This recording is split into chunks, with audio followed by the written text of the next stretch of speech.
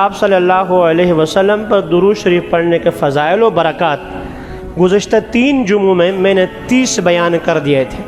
آج میں ان کے اگلے جو 10 ہیں جو بیان کرنے لگا ہوں ان کی تفصیل نہیں بیان کروں گا، مختصر ہلکا سا جو ہے بتا دوں گا، تفصیلات میں نہیں جاؤں گا۔ اپنے وفات کے بعد میرا ذکر خیر ہو یہ شریعت کے خلاف نہیں، بالکل ٹھیک ہے، ہم میں سے کون نہیں چاہتا، سب چاہتے ہیں۔ تو روایت میں ہے کہ وہ جو کتاب میں نے آپ کے سامنے ذکر کیا ہے، جو شخص یہ چاہتا ہے کہ میرے مرنے کے بعد میرا ذکر خیر باقی رہے، وہ کثرت سے رسول اکرم صلی اللہ علیہ وسلم پر درود پڑھے۔ جو کثرت سے درود پڑھنے والا ہے، وفات کے بعد جو ہے اس کا ذکر خیر زمین و آسمان کے مابین باقی رہتا ہے۔ محدثین اعظام سے زیادہ کون درود پڑھنے والا؟ جو حدیث لکھنے والے ہیں، حدیث پڑھنے والے، پڑھانے والے ہیں، جب بھی شروع سے آخر تک پاتی عن النبی صلی اللہ علیہ وسلم قال رسول اللہ صلی اللہ علیہ وسلم یہ تو پڑھتے رہتے ہیں۔ اور ان محدثین کا ذکر خیر آپ دیکھ لیں، ہم میں سے کون ہے؟ امام بخاری رحمۃ اللہ تعالیٰ کے نہ میرے چاچا لگتے نہ آپ کے ماموں لگتے، لیکن جب بھی نام آتا ہے سر جھکا لیتے۔ امام مسلم رحمۃ اللہ، امام ترمذی رحمۃ، یہ محدثین جتنے بھی ہیں، نام آتے ہی جو ہے منہ میں ایک مٹھاس پیدا ہوتی ہے اور ان کے احسانات تلے جو ہے ہم سر جھکا لیتے ہیں، ان کا ذکر خیر کرتے ہیں۔ تو جو شخص یہ چاہتا ہے کہ میرے مرنے کے بعد میرا ذکر خیر باقی رہے، وہ حضرت صلی اللہ علیہ وسلم پر کثرت سے درود پڑھے۔ اللہ کی رحمت جو شخص چاہتا ہے کہ مجھ متوجہ ہو، یہ 32ویں فضیلت ہے، تو وہ رسول اکرم صلی اللہ علیہ وسلم پر درود پڑھے۔ یہ روایت بارہا پیچھے بھی گزری، جو اللہ کے نبی صلی اللہ علیہ وسلم پر درود پڑھتا ہے تو اللہ ان پر 10 رحمتیں نازل فرماتے ہیں۔ لہذا اللہ کی رحمت کو متوجہ کرنا ہے، اللہ کی رحمت کو متوجہ کرنا ہے۔ پریشانیوں میں ڈوبے ہوئے ہیں، حالات ایسے ہیں، اللہ کی رحمت متوجہ کرنا چاہتے ہیں، کثرت سے درود شریف پڑھ لیں، اللہ کی رحمت متوجہ ہو۔ رسول اکرم صلی اللہ علیہ وسلم سے محبت ایمان کا لازمی جز ہے۔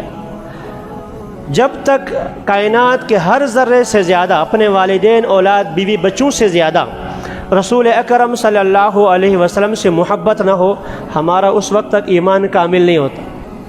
اب یہ محبت 2 قسم کی ہے، ایک ہے عقلی محبت اور ایک ہے شرعی محبت۔ یعنی عام طور پر چونکہ حضرت صلی اللہ علیہ وسلم ہمارے آنکھوں کے سامنے موجود نہیں ہے، اللہ کی ذات موجود نہیں ہے، تو ہمیں ظاہری محبت اپنے اولاد سے زیادہ ہے، والدین سے زیادہ ہے۔ لیکن الحمدللہ ایک مومن ایسا ہے کہ والدین اگر خلاف شرع بات حکم دیتے ہیں تو نہیں مانتا، یا بیٹے جو ہے اولاد خلاف شرع کام کرتے ہیں تو سنت کے خلاف کرتے ہیں، والد ڈانٹ ٹپک کرتا ہے، تو معلوم ہوا کہ یہ محبت رسول اکرم صلی اللہ علیہ وسلم سے زیادہ ہے۔ لیکن وہ محبت جو ہے ظاہر میں بھی سامنے آ جائے، جو شخص یہ چاہتا ہے وہ کثرت سے رسول اکرم صلی اللہ علیہ وسلم پر درود پڑھے، یہ ظاہری محبت بھی اللہ تعالیٰ اضافہ فرمائے گا۔ ایک ہے ہماری محبت اللہ کے رسول کے ساتھ، یہ فضیلت ہو گئی۔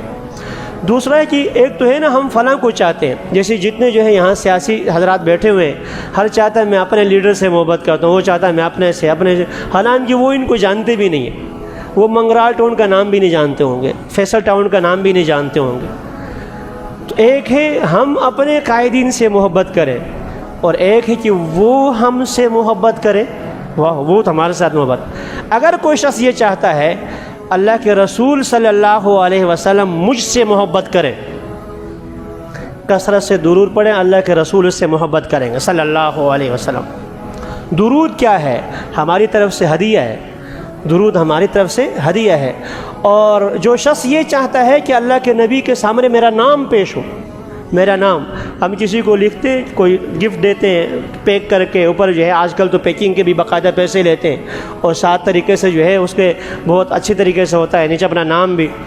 تو جو یہ چاہتا ہے کہ براہ راست رسول اکرم صلی اللہ علیہ وسلم کے سامنے میرا نام پیش ہو، سیف الدین جو کہ عبد المتین کا بیٹا ہے، انہوں نے آپ کو یہ تحفہ بھیجا ہے، وہ چاہے رسول اکرم صلی اللہ علیہ وسلم پر کثرت سے درود پڑھ، میرا نام براہ راست لیا جاتا ہے۔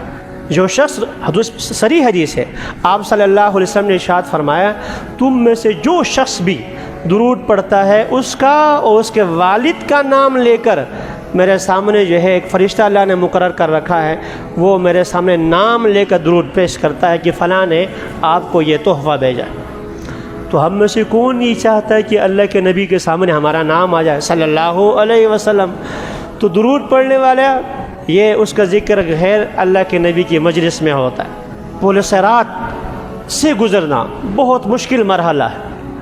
اللہ کے نبی فرماتے ہیں صلی اللہ علیہ وسلم، ایک آدمی پل صراط میں گھسیٹتا ہوا چل رہا ہوگا، رینگتا ہوا چل رہا ہوگا، اٹھنے کی کوشش کرے گا گرے گا، پھر اٹھنے کی چند قدم چلنا چاہتا ہوگا گرے گا۔ اتنے میں ایک خوبصورت شکل آ کر اس کو اٹھائے گی اور وہ اب اس کے بعد پل صراط میں جو ہے چلنا اس کے لیے آسان ہوگا، یوں سیدھے ہو کر چلنا شروع کر دے گا۔ اور اللہ کے نبی نے فرمایا یہ خوبصورت شکل میں جو اللہ تعالیٰ نے اس کے سامنے پیش کیا ہے یہ مجھ پر درود پڑھنا ہے۔ مجھ پر درود پڑھنے کو اللہ تعالیٰ وہاں ایک خوبصورت شکل میں پیش فرمائیں گے اور وہ اس انسان کا ہاتھ پکڑ کر پل صراط کو پار کرا دے گا۔ رسول اکرم صلی اللہ علیہ وسلم کہ ہم پر جیسے میں نے شروع میں کہا بے شمار احسانات، تو علامہ ابن قیم رحمۃ اللہ فرماتے ہیں کہ درود شریف پڑھنا انہا اداء اقل القلیل من حقہ صلی اللہ علیہ وسلم، حضور صلی اللہ علیہ وسلم کے لاکھوں کروڑوں بے شمار حقوق، اس کے حقوق کی ادائیگی کسی کے بس میں نہیں، کم سے کم درجہ یہ ہے کہ یہ اس کا حق ادا کرنے کے لیے ہم درود پڑھ لیں صلی اللہ علیہ وسلم۔ تو درود شریف پڑھنے کی ایک فضیلت یہ بھی ہے کہ حضور صلی اللہ علیہ وسلم کے حقوق کی ادائیگی کی کوشش ہے۔ حقوق ادا نہیں ہو سکتے، حقوق ادا کرنے کی کوشش ہے۔ اور آخری بات کر کے پھر میں ایک دو واقعات کی طرف آتا ہوں۔ آخری بات یہ کہ یہ اللہ سے رسول اکرم صلی اللہ علیہ وسلم کے لیے دعا ہے، یا اللہ رسول اکرم صلی اللہ علیہ وسلم کو پر رحمت نازل فرما، رسول اکرم صلی اللہ علیہ وسلم کی عزت میں اور اضافہ فرما، رسول اکرم صلی اللہ علیہ وسلم کو جو مقام محمود آپ نے عطا فرمانا ہے وہ عطا فرما۔ تو جب ہم دنیا میں رسول اکرم صلی اللہ علیہ وسلم کا ہمیشہ سے اصول رہا ہے، جب کوئی چیز ہدیہ پیش کرتے تو آپ صلی اللہ علیہ وسلم اس سے اچھا بدلہ عطا فرماتے۔ قرض کسی سے لے لیتے، واپسی کرنی ہو واپس، تو اس سے بہتر ادا فرماتے تھے۔ ترمذی شریف کی روایت میں ہے آپ صلی اللہ علیہ وسلم نے ایک کسی سے لے لیا تھا ایک اونٹ کا بچہ، بعد میں واپس کرنے کی باری آئی، اس طرح کا دینا تھا تو اس طرح کا نہیں تھا، اچھا والا تھا۔ تو آپ صلی اللہ صحابہ کرام نے ذکر یا رسول اللہ اس طرح کا نہیں ہے، وہ تو اس کو چھوٹا والا دینا تھا، یہ تو بڑا ہے۔ آپ نے فرمایا دے دو، بڑا دے دو، تم میں سے بہتر وہ ہے جو اچھے انداز میں ادائیگی کرنے والا ہو۔